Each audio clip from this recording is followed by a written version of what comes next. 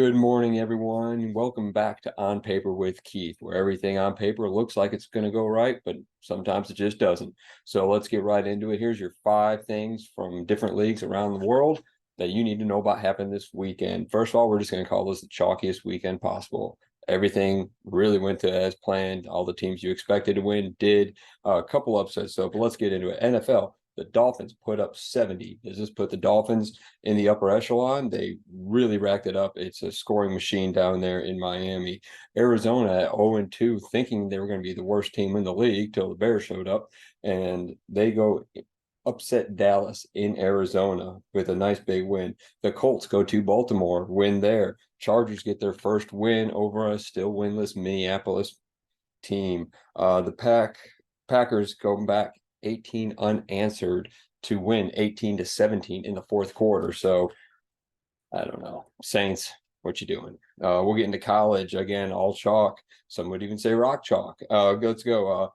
Exciting finish, Clemson, Florida State. Early game, but those two teams, you never know what's going to happen. Went to overtime. FSU pulls out the win. You go out west and you got high-flying Oregon puts up a ton and win by 36 over Coach Prime. And then also in the Northwest, you got Washington. That quarterback is flying.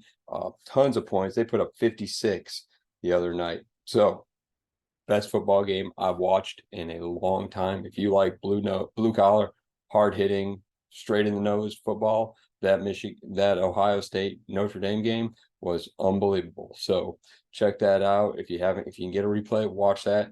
You never knew which way it was going to go. It didn't work out for me in the end, but hey, always appreciate a good game of football like that.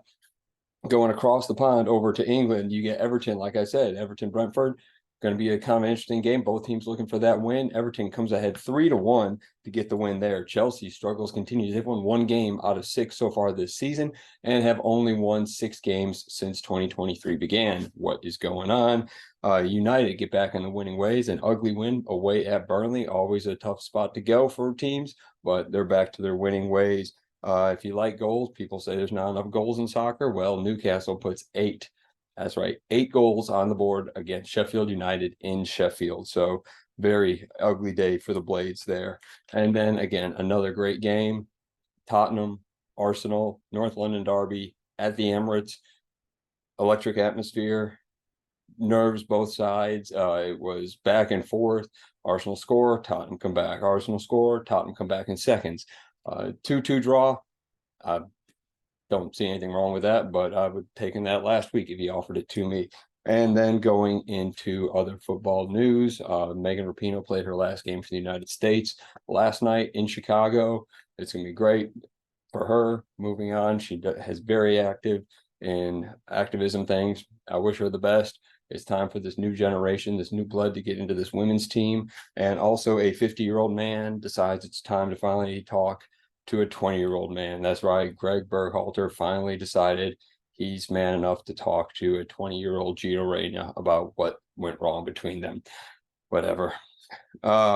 Finishing up tonight on the Unblocked podcast, me, Coach, and Brian will all be back together, and we're going to have Rocky Alt from Team Focus joining us. So from Keath, on paper, checking it out tonight. Rocky's going to be great.